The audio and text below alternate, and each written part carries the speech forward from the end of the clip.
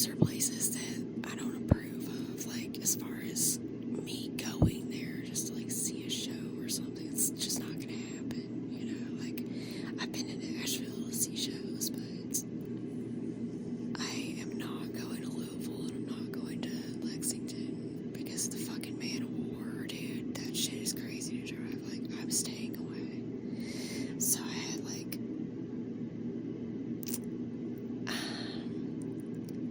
all these, like, restrictions on, like, where I would go to actually see Bob Dylan, and I said to myself, like, a year ago, I was like, okay, if Bob Dylan comes to Kentucky, somewhere that is not, like, scary as fuck to get to, then I gotta go.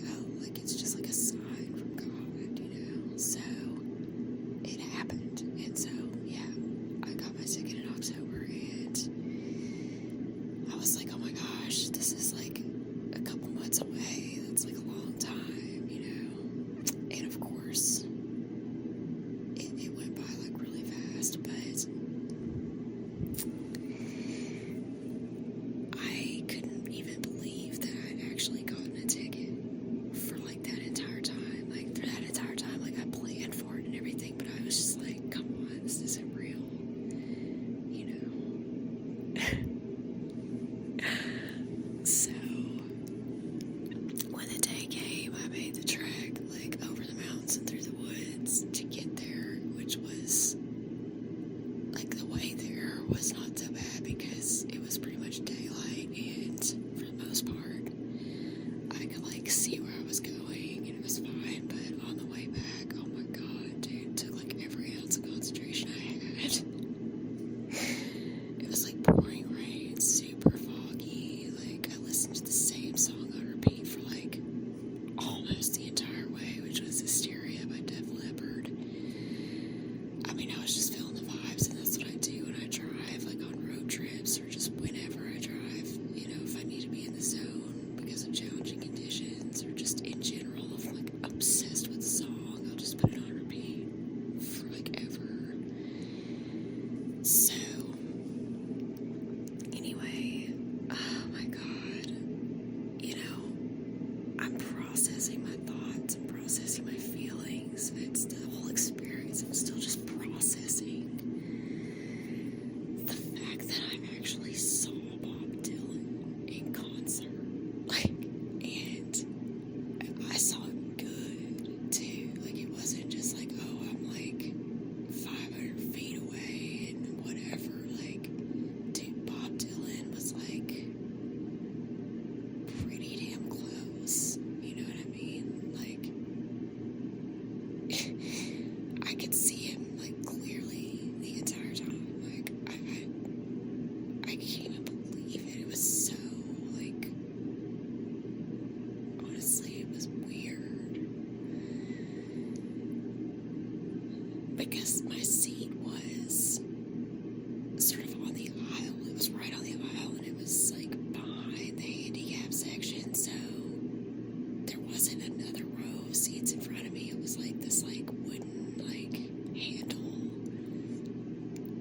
where there was this area where, like, wheelchairs could park and stuff, and there were some people there, but they were, you know, like, nobody was obstructing my view, and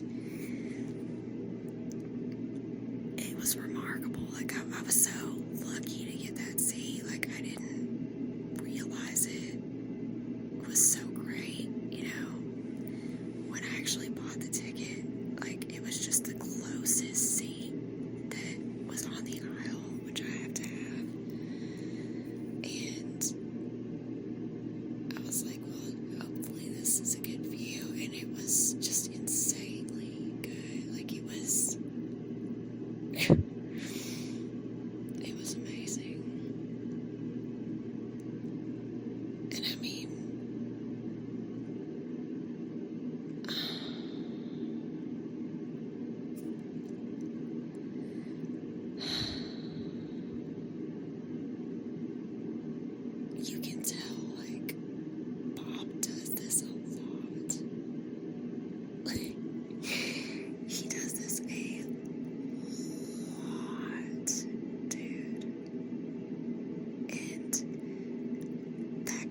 perspective of like traveling around, just doing show after show after show after show for decades. What must that be like? You know, to see the world that way, to like have that experience. I mean, I can't even imagine. You know, Bob has seen every single kind of person at least 100 times, and probably like way more than that. Like, he's seen every single kind of person. Like, what is that like? What would you even see anymore when you look at people? Like, when you see a crowd, like what would you even see? How would you feel about it? Like, I just don't even know. It's crazy. You know, who can relate to that? Like, nobody can relate to that. So Bob stands alone, and I really don't envy that at all. I don't envy Bob Dylan for being, you know, as famous as he is and as beloved as he is, and people also like hate on Bob Dylan. It's just, it's crazy, dude. I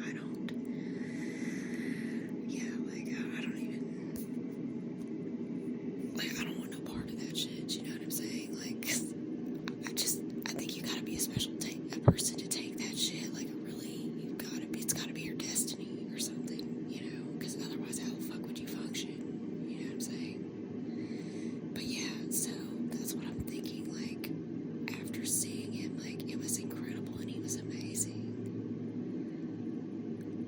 But what is it like for him, you know? It's almost like you've done it so much. It's just, can it ever be special anymore? You know?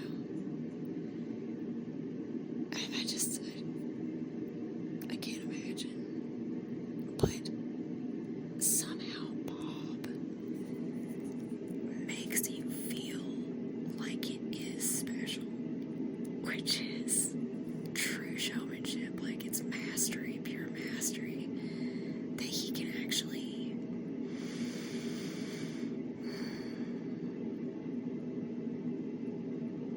make you feel like you're the only person in the room in some parts of some of the songs. Like, the way that he delivers the lyrics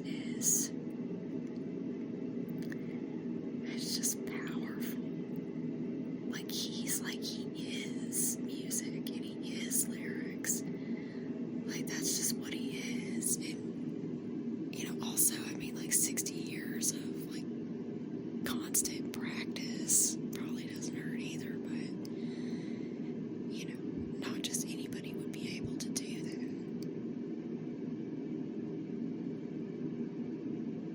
And I didn't know that about him. Like, I didn't know that he was like pretty much just like psychic, you know, because when he's up there on that stage, he's just pounding it out, like,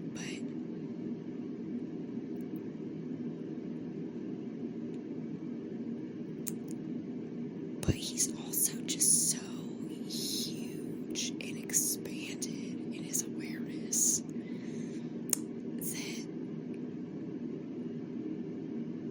he takes up a huge area with his presence and his essence. And like, so when he's singing and when he's singing the words, and it's not just like words coming out of his mouth, it's like tentacles of like magnetism that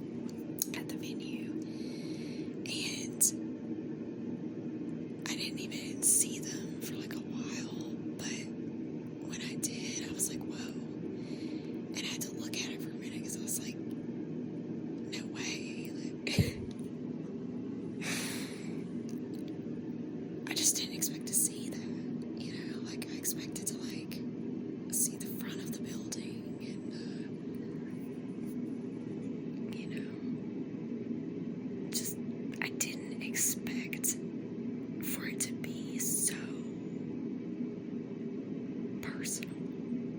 Like, it felt like as personal as a concert with thousands of other people can feel. But it was special though. Like, I think I freaking saw Bob Dylan, like, walking around outside the tour bus. Like, I know that sounds stupid. It's like, dude, that could have literally been anyone, but it actually looked, it was like this mysterious, like, hooded, like, figure, and it was like, I don't know, it just, I kind of think it was Bob Dylan. Anyway,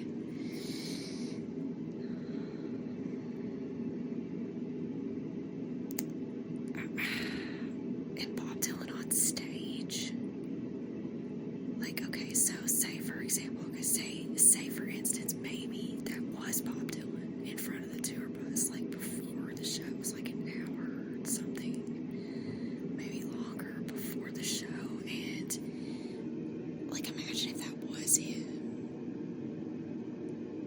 That was just, like, a regular person, just, like, walking around out there, you know?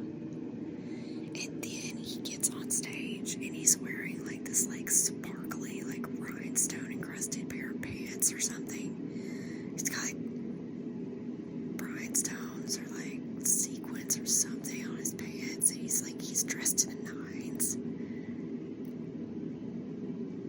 He carries, like, this absolute legend with him onto the stage. I mean,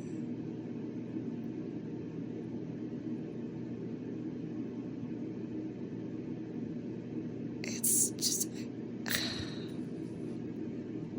like I said, I don't understand the perspective of somebody who's had that kind of life experience, you know?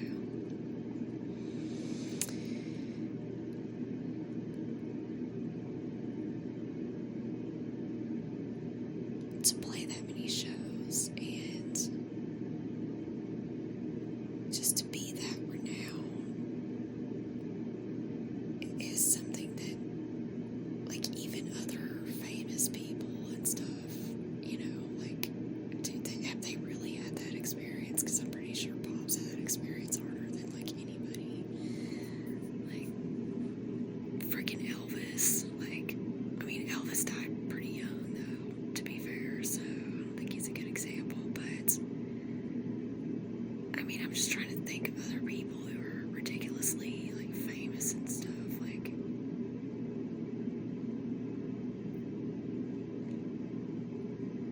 I don't know, I love Bob, and I appreciate, you know, the fact that he's been doing this for so long.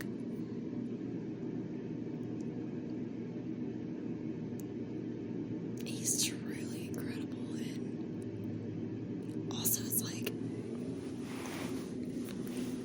there's so much muscle memory involved with what he does too. Like, it's almost like you could, like, autopilot through it, but at the same time, I imagine it probably requires, like, an intense amount of concentration to, like, play the music and, you know, be amazing.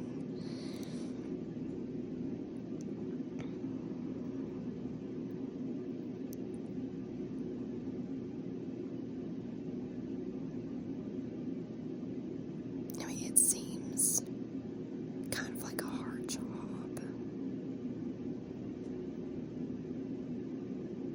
And not even to mention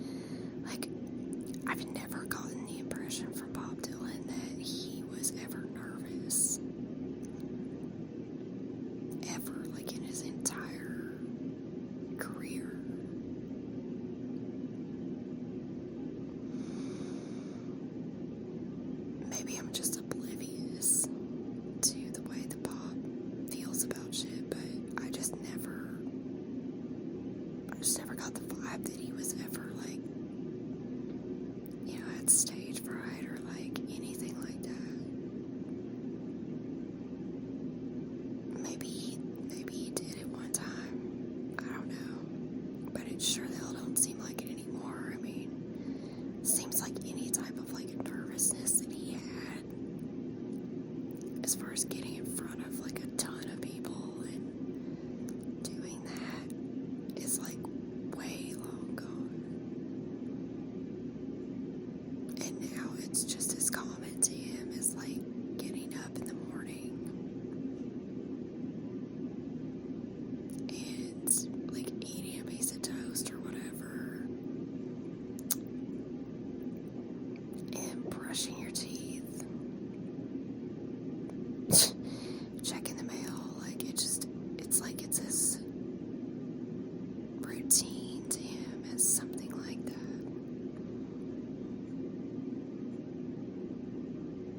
I just wonder, like,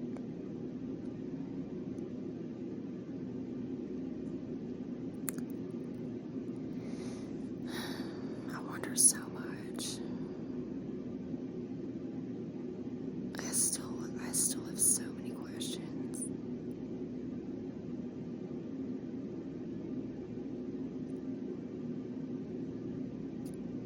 But at the same time, like,